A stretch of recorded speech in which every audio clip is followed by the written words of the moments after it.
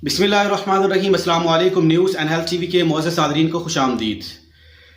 लाहौर मीनार Pakistan case में Rambo की गिरफ्तारी के बाद अब उसका पहला इंटरव्यू सामने आ गया है और उसने बड़े खौफनाक इंकशाफात किए हैं। खौफनाक तो नहीं कह सकते उसको, घटिया इंकशाफात किए हैं, क्योंकि वो एक दूसरे के ऊपर, पहले आयशा ने उसके ऊपर जो है वो क्लेम किया कि किस तरह ये ब्लैकमेल करता रहा, किस तरह ये उससे पैसे बटोरता रहा, इसकी जो नजेबा वीडियोज इसके पास हैं, पिक्चर इसके पास हैं, तो उसको देख के। और इसके अलावा कुछ मार्केट के अंदर इसकी वीडियोज आई भी हैं जो आप लोगों ने और हमने देखी हैं, जैसा कि किचन की वीडियो है वो आपके सामने है। अब इसने, मैं आपको सुनाने वाला हूं वो वीडियो क्या है और इसके अंदर क्या क्या ने इंकशाफात किए हैं, किस तरह ये भाई बहन का इन्होंने एक ड्रामा रचाया। उसके बाद अब इन्होंने जो असल बात थी उसका इंकशाफ कर लिया है।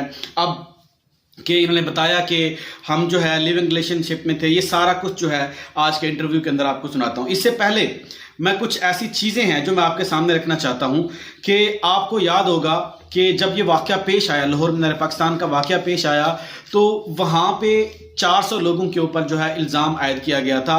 वहां पे 400 लोग ने तो ये हरकत नहीं की, लोग तो बहुत सारे थे वहां पे, लेकिन चंद लोग थे।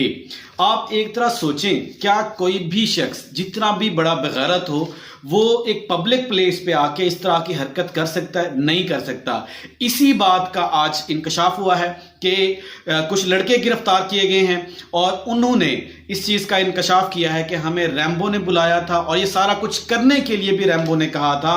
ये सारी चीजें जो है वाज़े तौर पे आ गई हैं। अब रैम्बो से इसके बारे में पूछा गया कि आप किस तरह जो है उससे 10 लाख लेते रहे। फिर एक और बात तो यासिर शामी के हवाले से थी और इकरार हसन के हवाले से थी। उसका इंटरव्यू कराने के लिए अब इसने 5 लाख लिए। अब ये 5 लाख किससे लिए, ये इसकी बात अभी सामने तो नहीं आई, लेकिन इसके ऊपर भी बातचीत है। आगे मजीद इंकशाफात सामने आएंगे कि इसने 5 लाख जो लिए वो किस लिए लिए और वो 5 लाख कहाँ किए। इसके अलावा पीछे एक माजी में वकार ज़का ने भी इंकशाफ किया था। तकरीबन 1.5 से 2 लाख रुपए वकार ज़का ने दिए थे और कहा था कि आप खामोश जाएं क्योंकि पाकिस्तान की बदनामी होगी, लेकिन ये लोग फिर भी खामोश नहीं हुए। इन्होंने इंटरव्यू कराया, उसके बाद जो है इंटरव्यू के बाद पाकिस्तान को पूरे का पूरा बदनाम किया, क्योंकि बहुत सारे इंटरनेशनल फोरम के ऊपर पाकिस्तान का ये केस हवाला दे के पाकिस्तान को उछाला गया कि जहां पे पाकिस्तान के अंदर जो औरतें हैं उनकी इज्जत महफूज नहीं है। हालांकि ऐसा नहीं है, बहुत सारे मुल्कों से पाकिस्तान के अंदर बहुत अच्छी कंडीशन है, क्योंकि पाकिस्तान के अंदर उनकी निस्बत बहुत ही कम क्राइम रेट है, वो आपके सामने है। अब कुछ चीज़ें ऐसी हैं जो मैं आपको मजीद बताने वाला हूं। अब इसने कहा कि हम वहां पे जब जाने का प्लान था, मेरा प्लान नहीं था, किसी और के साथ इसका प्लान था जाने का, लेकिन उस शख्स के भाई की जो है वो डेथ हो जाती है, जिसकी वजह से वो नहीं जा सका, फिर मुझे जाना पड़ा। ये इसने इंकशाफ किया। फिर उसके बाद उसने कहा कि मैंने उन्हें नहीं बुलाया। इसे जब सवाल किया गया कि कुछ लोग पकड़े गए हैं आपके जो दोस्त हैं, तो उन्होंने इंकशाफ किया है इस चीज़ का कि आपने उन्हें बुलाया था। उसने इस बारे में थोड़ा सा जो है इसमें झलक दी है। वाकई तौर पे लगता है कि इसने खुद बुलाया था। फिर उसने आगे ड्रामा क्या रचाया कि मैंने उन्हें बुलाया था कि आप हमें सपोर्ट करने के लिए आए, क्योंकि आयशा वहां पे शो करने वाले थी, ड्रामा करने वाले थी। ये सारी बातें जो है वो सामने आ गई।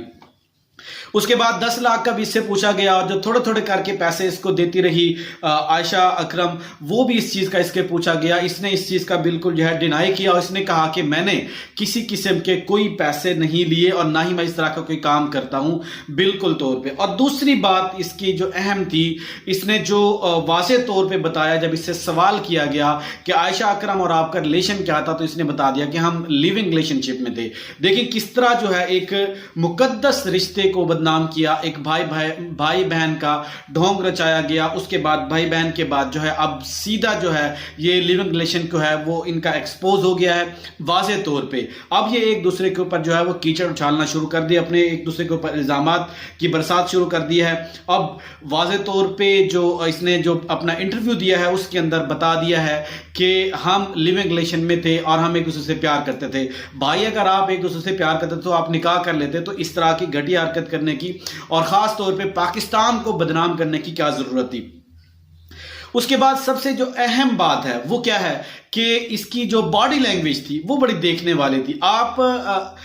मैं नूर मुकद्दम केस को आपको पता है कि मैं उसको रिपोर्ट कर रहा हूं, तो उस वक्त जब मुल्ज़िमान बाहर आते हैं तो उनकी बॉडी लैंग्वेज हम लोग नोट करते हैं, क्योंकि हम ये चीज़ नोट करते हैं कि उन्होंने इतना बड़ा जुर्म किया है, उसके बाद इनके चेहरे के ऊपर इनको शर्मिंदगी है या नहीं है, या इनकी अभी अकड़, इनका गुरूर और तकब्बुर अभी बाकी है या नहीं है। यहां पे भी एक चीज़ जो नोट की गई जब ये इंटरव्यू दे रहा था जेल के अंदर, सिर्फ एक चीज जो है इसके ऊपर थी, वो क्या थी वो बताता हूं। पहले मैं आपको असल बात बता दूं इसकी बॉडी लैंग्वेज की, कि इसकी बॉडी लैंग्वेज से कहीं भी नहीं लग रहा था कि इसने कोई जुर्म किया है, इतना बड़ा जुर्म किया है, ये लंबे अरसे के लिए अंदर जाने वाला है, इसने ब्लैकमेलिंग की है, इसने पैसे बटोरे हैं, भत्ता लिया है, ये सारी चीजें वाज़ेह है। लेकिन जो इसकी पता चल रही थी इसको इसके चेहरे से, वो सिर्फ एक ही चीज पता चल रही थी कि इसको अभी भी यकीन नहीं आ रहा कि ये पुलिस की कस्टडी में आ चुका है, पुलिस ने इसे अरेस्ट कर लिया है और ये बहुत लंबा जेल के अंदर जाने वाला है। इसे सिर्फ इसी चीज का यकीन नहीं आ रहा, ये हवास बाख्ता सिर्फ इसलिए है, अदरवाइज इसको किसी किस्म का कोई शर्म नहीं है, कोई डर नहीं है। अगर कुछ ऐसी बात होती तो वहां पर ये ले दे के या खामोशी से एक दूसरे से माफी मांग के चुप कर जाते, मजीद जो है पाकिस्तान को बदनाम करने की कोशिश ना करते। ये वाज़े तौर पे है। अब बाकायदा तौर पे मैं आपको जो वीडियो है वो दिखाने वाला हूं। वीडियो आप देखें, उसके बाद फैसला आप लोगों ने करना है कि क्या सही है क्या गलत है, क्योंकि हमारा काम तो रिपोर्ट करना है और उसके ऊपर फैसला करना अवाम का है, कि अवाम ने फैसला करना होता है कि कौन सही है या कौन गलत है। लेकिन इसमें दोनों को कसूरवार ठहराना चाहिए।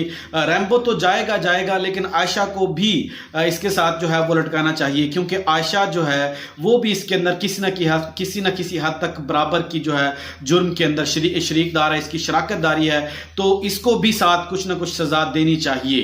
तो अदालत का फैसला होगा, देखते हैं कि आने वाले दिनों में इसके ऊपर मजीद क्या अपडेट सामने आती हैं। आप वीडियो मुलाजा फरमाएं और मुझे इजाजत। अल्लाह ताला हम सब का हामी नासिर हो।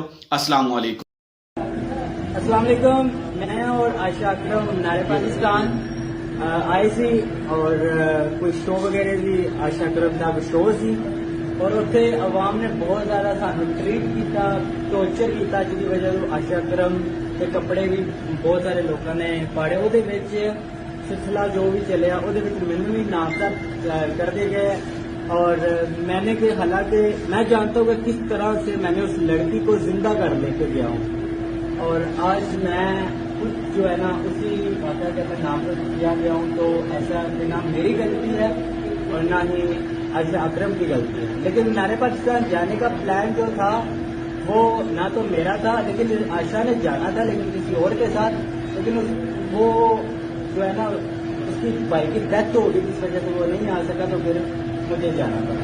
मैं और आयशा अकरम नारे पाकिस्तान आए सी और कोई शो वगैरह भी आयशा अकरम का शो सी और उत्थे अवाम ने बहुत ज्यादा सानू ट्रीट किया, टॉर्चर किया, जिसकी वजह से आयशा अकरम के कपड़े भी बहुत सारे लोगों ने पाड़े। ਉਹਦੇ ਵਿੱਚ सिलसिला जो भी चलिया ਉਹਦੇ ਵਿੱਚ ਮੈਨੂੰ भी नामजद कर दिए गए और मैंने कि हालांकि मैं जानता हूँ कि किस तरह से मैंने उस लड़की को जिंदा कर लेके गया हूँ और आज मैं जो है ना उसी वाक़या के अंदर नामजद किया गया हूँ। तो ऐसा ना मेरी गलती है और ना ही आयशा अकरम की गलती है। लेकिन नारे पाकिस्तान जाने का प्लान जो था वो ना तो मेरा था, लेकिन आयशा ने जाना था लेकिन किसी और के साथ, लेकिन वो जो है ना उसकी भाई की डेथ हो गई, इस वजह से वो नहीं आ सका, तो फिर मुझे जाना था।